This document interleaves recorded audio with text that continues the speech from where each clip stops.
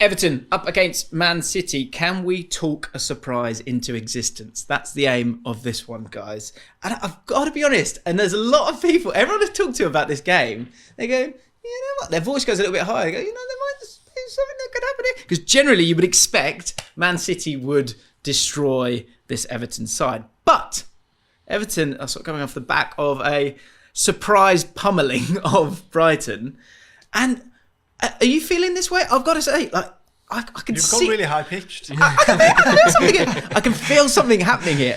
These are the games, Glenn. You said this in the previous video, and I always remember it with QPR. The season we stayed up, the Aguero season.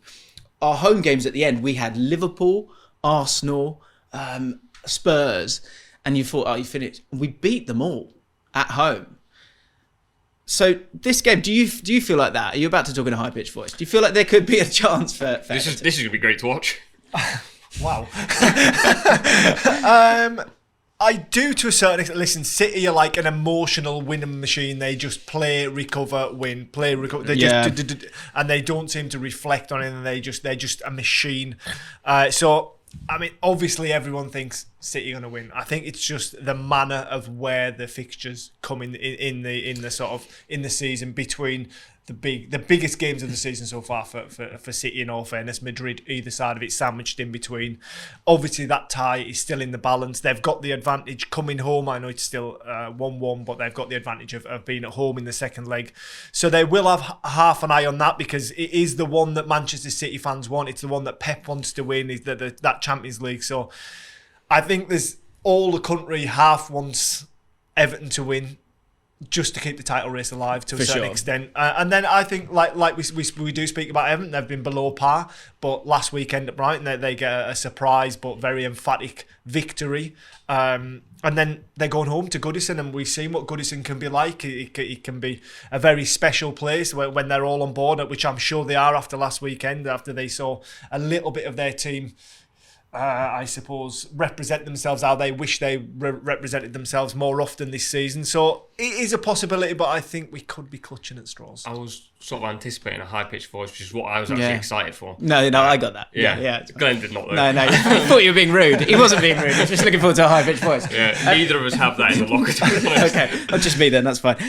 In terms of Everton's attack, this is something that we sort of rarely talk about. You talk about them being sort of, structurally sound, able to sort of, they have that sort of defensive V that Sean Dyche employed at Burnley, and that worked brilliantly. I remember in that first game for Sean Dyche against Arsenal, and this all could be a kind of similar sort of feel in terms of trying to get something going. But in terms of the going forward, Nubaid, they beat Brighton 5-1. Brighton are a team that, if we are going to compare anyone to Man City, I think there's elements that you could transfer across. So that Everton attack doing so well, why did they do so well, and how can they kind of recreate it against Man City? Well, I think one of the key reasons is Calvert-Lewin. I think all season long they've been desperate for someone who can win fouls for you, get you further up the pitch, but also someone who can take a man on.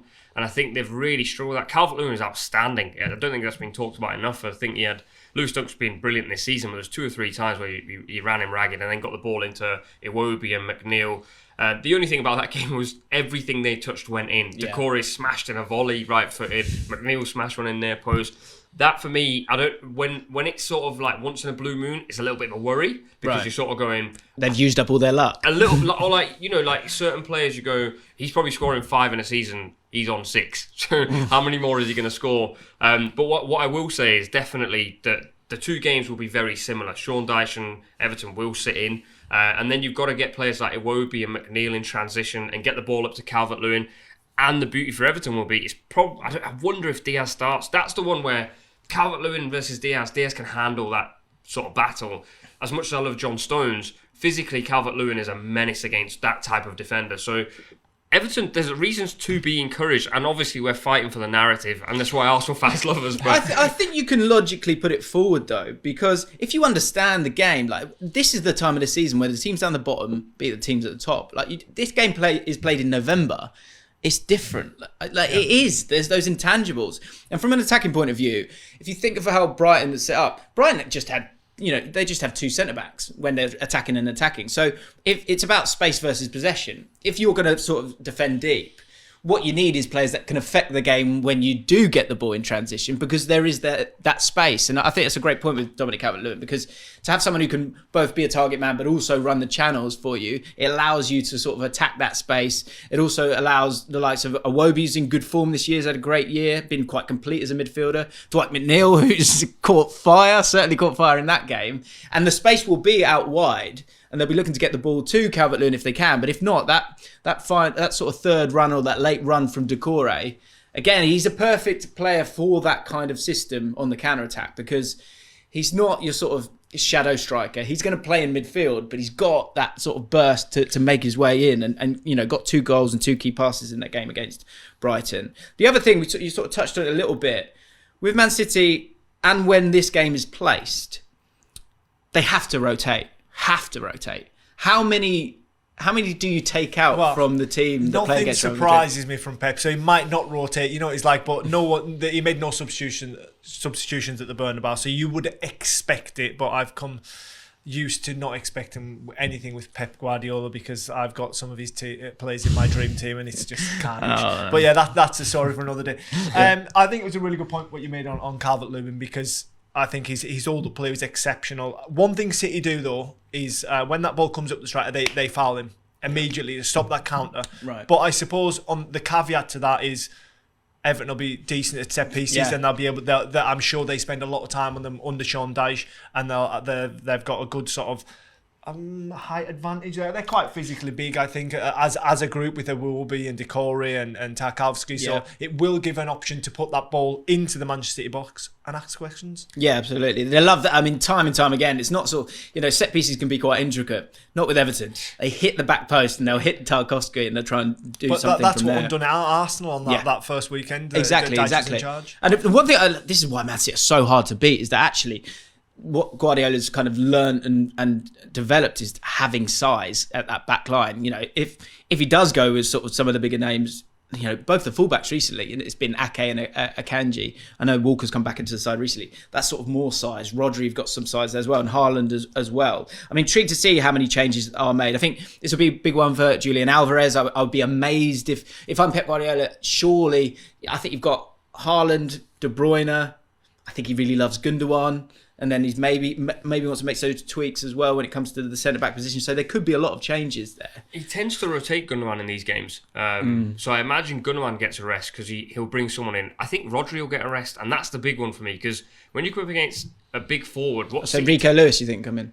Yeah, so that's a loss of size, isn't it? Or Calvin Phillips, probably. Right. But what they tend to do with yeah. But he hasn't looked great because he's been he hasn't played minutes. I think when you don't play minutes, you get chucked into a game like this at Goodison Park, it's going to be difficult. Yeah. Something City do with Rodri all the time is big centre forward. Rodri goes and stands in front, Diaz behind, so they always pick up the second ball. That will change if Rodri's not there. Does Haaland play? They have to beat Madrid. If they don't beat Madrid, the Premier League will feel a lot smaller to them than it does now. And Grealish said after the game, he said it's the first time in his career he's had cramp. Honestly, as an Arsenal fan, I'm like, take it. You'll take any scraps. One of the fittest players in the league has got cramp in both legs at the end of a Champions League game. Obviously, cramp, you shake it off, you're going to be fine in 3 days' time. But you know as a player, if you're getting cramp on a Wednesday and then playing full-blooded game on a Saturday, then playing again on a Tuesday, physically it's very demanding. Yeah, but this is the business end of the season, and even if he's got cramp or if any players have got knocks, they're going to make themselves available because they want to play in all these games. Without any doubt, they want to win things. They want to be part of it. So yeah, I mean, Pep Guardiola's got a headache. It's a nice headache. Yeah. He's got the paracetamol and ibuprofen of that squad as well. The swap is quite nice, isn't it? It's not like, what am I going to do? Yeah, Phil, phone. You fancy a game? He gets his first start for ages. From a striker's point of view, Haaland, going for records now at this point, and he's obviously broken a load as well. Will he want to play in this one? Will he just want to play every single game? Will Guardiola want to take him out? How would you manage that one? I think that Erling Haaland will want to play. Yeah. He just seems like that type of character to me that wants to smash records, not break them, smash them.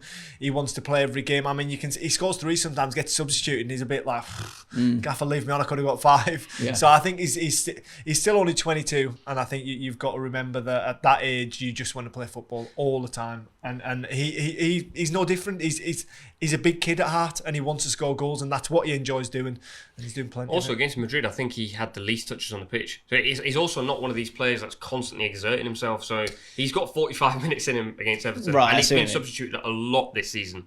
So final question before predictions: if you had to sort of wrap one of these players in cotton wool, De Bruyne or Haaland, and you could only kind of save one, which one would you go for? Probably De Bruyne. Because I think he's your big moments player. We saw it in the first leg. He comes up with an absolute corker out of nowhere. Haaland was pretty non-existent. And also, to be fair, we will be doing a preview on that game. City actually avoided going long and actually avoided playing directly. They were a lot more conservative than usual.